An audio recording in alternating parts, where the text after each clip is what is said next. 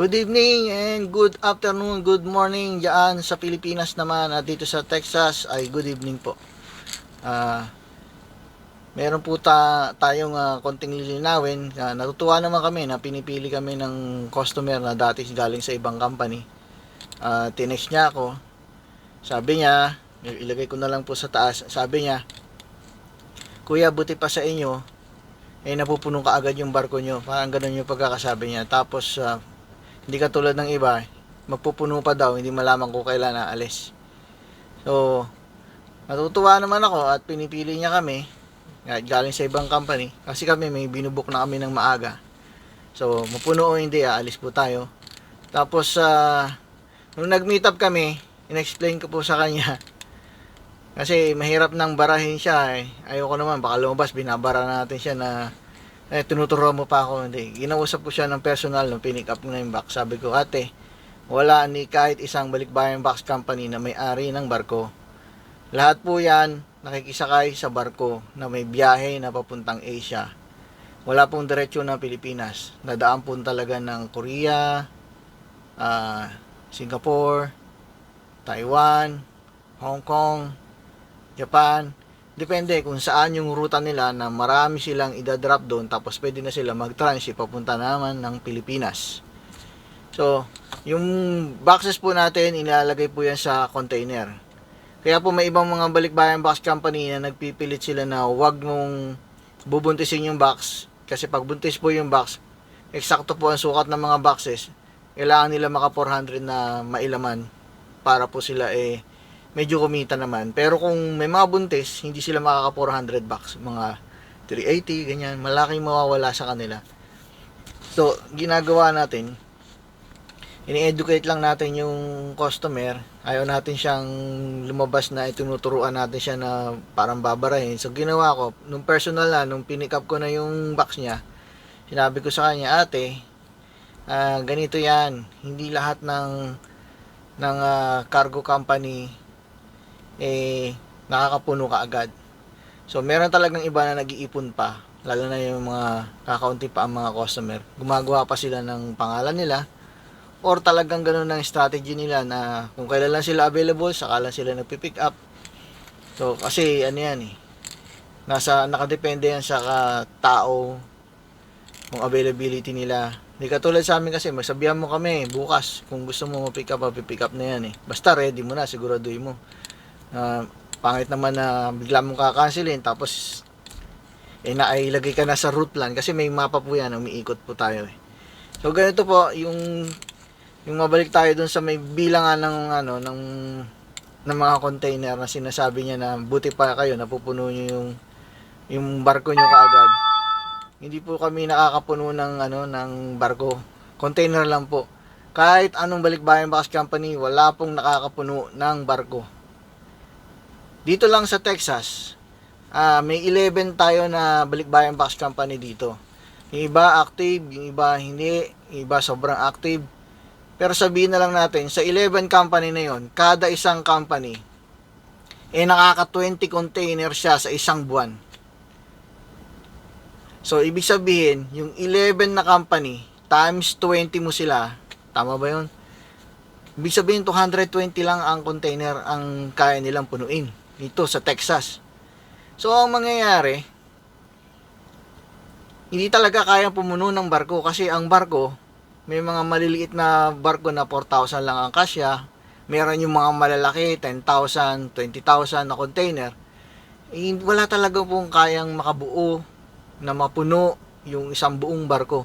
At tingin ko kahit pa lahat ng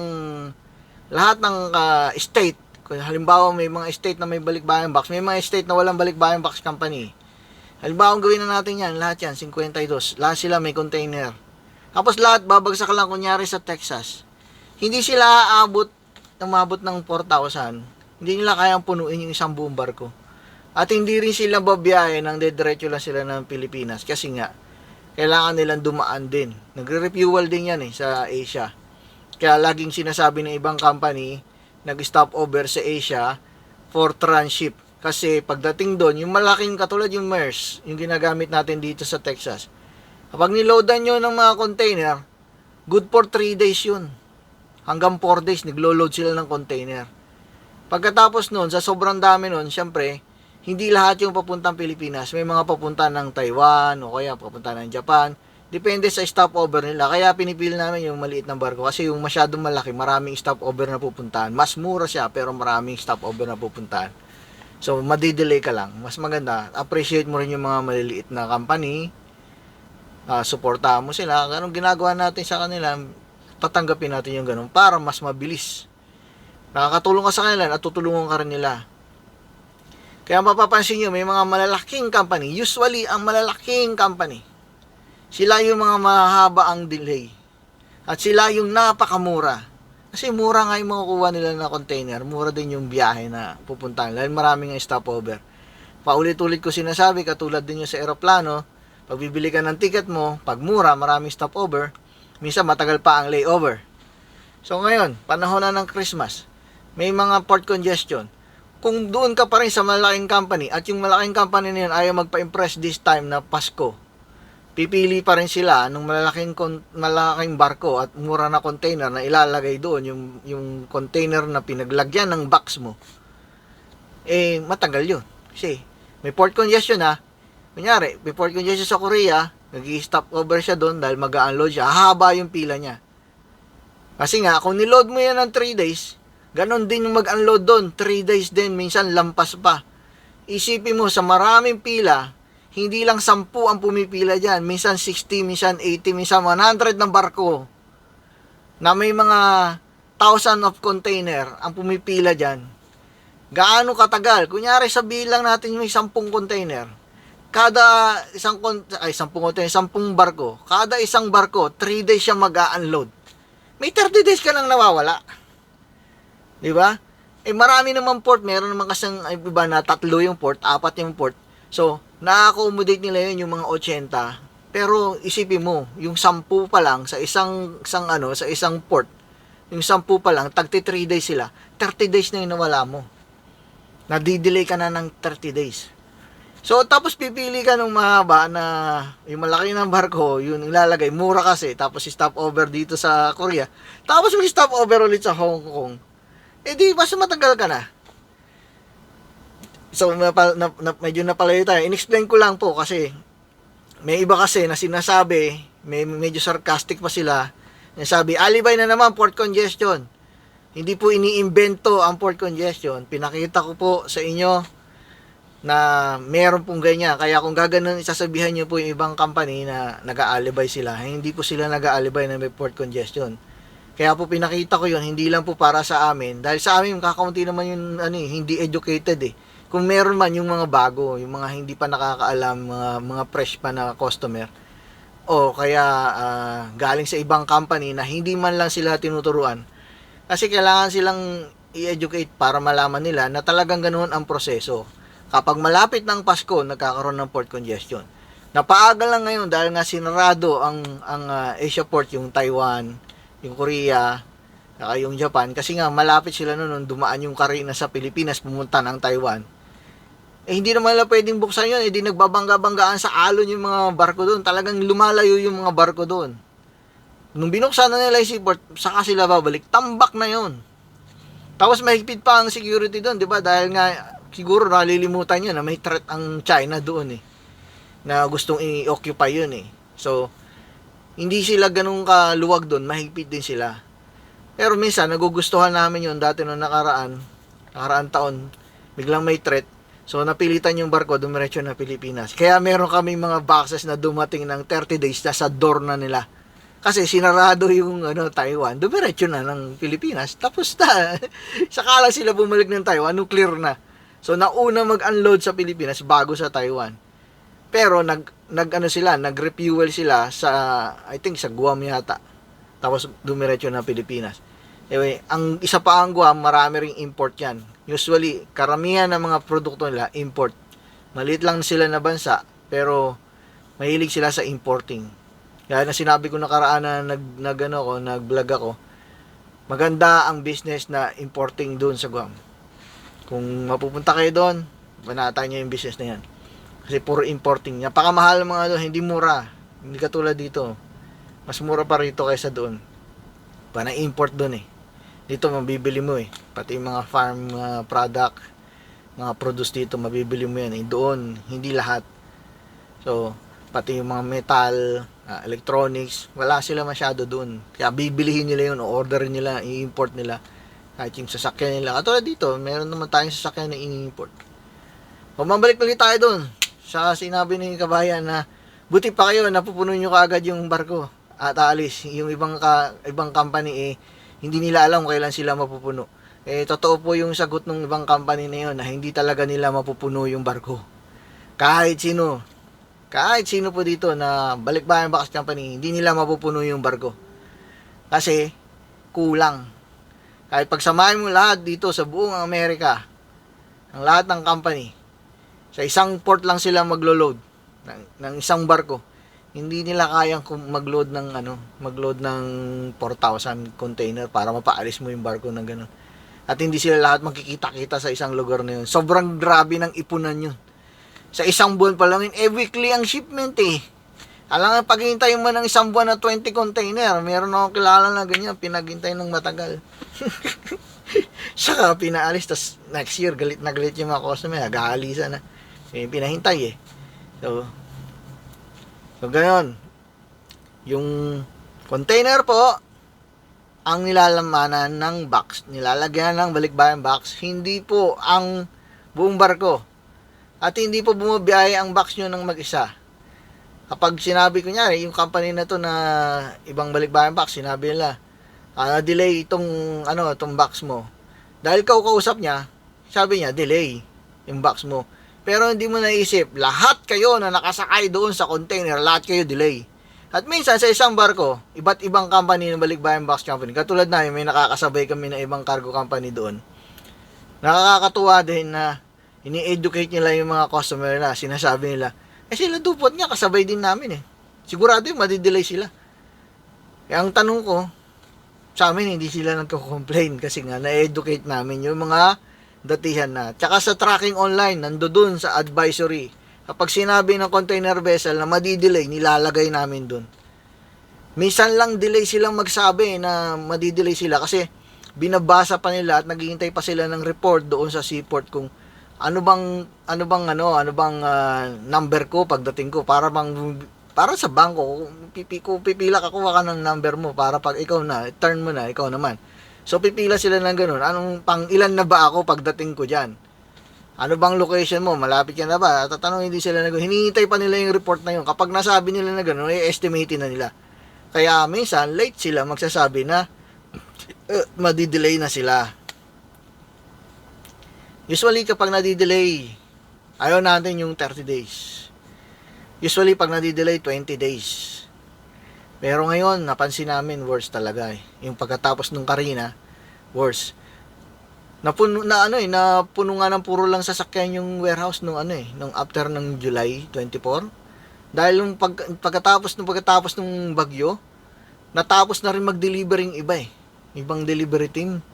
Umuulan, nagdi-deliver talaga sila. Yung mga baha na hindi na kaya ng truck, hindi sila makapasok. Pero nagdi-deliver sila Luzon, Visayas, Mindanao. Pagkatapos nun, dahil sobrang dami ng mga delay ng mga barko, empty ang warehouse. Truck ang nasa loob. Hindi boxes. Naghihintay ng mga darating para ma-deliver. So, sana po, nalinawan na po tayo na hindi po namin napupuno yung barko at ni isang Balikbayan Box Company, wala po makakapuno ng barko. Hindi po nila kaya. Kahit na 20 container isang company sa 11 company dito, 20 container isang buwan, sabihin natin na kaya nila, pero malabo mangyari kasi iba sleeping beauty, naghihintay lang na makapuno bago aalis. Katulad nga nung kino-complain nung isang customer na lumipat sa amin. So okay naman, tinanggap namin yung Balikbayan Box niya. Paalisin na natin yun. So surprise na lang natin siya na darating na yung box niya. At doon naman po sa mga na-delay, salamat po at naiintindihan nyo na hindi po namin gusto yun. At salamat po na naiintindihan nyo na hindi namin kayang itulak ang barko. Wala po may kayang itulak ang barko na yan. May sarili silang biyahe. Although pinakamabilis na biyahe ang pinipili natin. So, yun lang po. Sana po nalinawan na. Wala pong company na kayang pumuno ng balikbayan box ang isang buong barko. Container lang ang pinupuno nila. Tapos ilo-load sa barko.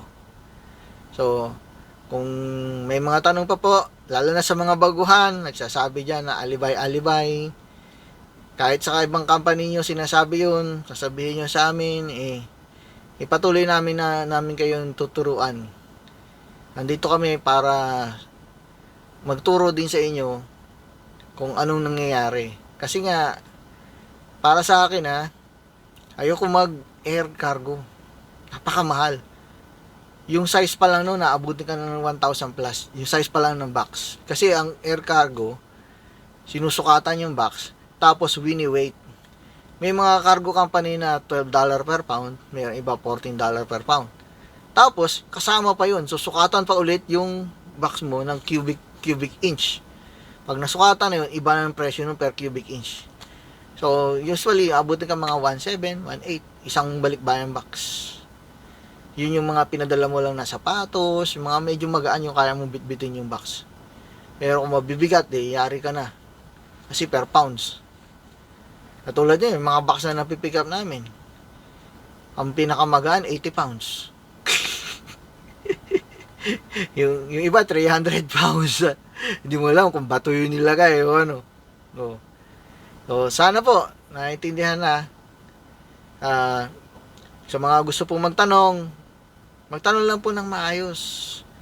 Kahit lalo na sa ibang company, kung magtatanong po kayo ng maayos, sasagutin po nila kayo. Kapag hindi po kayo nagtatanong ng maayos, pinuputol nyo na po yung linya nyo sa kanila.